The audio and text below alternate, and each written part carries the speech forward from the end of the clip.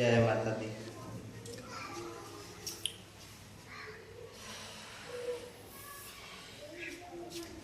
अरे गुरु के ज्ञानवा के हम अपनवली, खुल गईल भगिया हमार। गुरु के ज्ञानवा के हम अपनवली, खुल गईल भगिया हमार।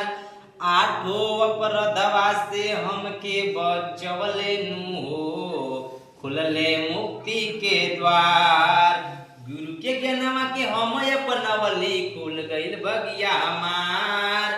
आठो अपराधवा से हमके बचवले नु हो, खुलले मुक्ति के द्वार। अरे आठो अपराधवा से हमके बचवले नु हो, खुलले मुक्ति के द्वार। अरे संदेह द्वेष करवा के गुरु तू ही मिटवला, तू ही बड़ा जीवन के आधार। संदेह द्वेष करवा के गुरु तू ही मिटवला, तू ही बड़ा जीवन के आधार।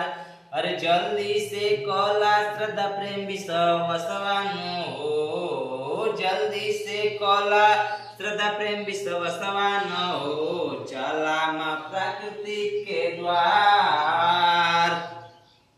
अरे धर्म के पियास लाई, कर्म के पियास लाई, देनी ममता अपार। धर्म के पियास लाई, कर्म के पियास लाई, देनी ममता अपार।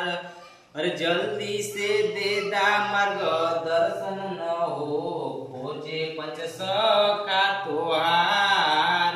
जल्दी से दे दा मार्ग दर्शन न हो, खोजे पंच का तोहार।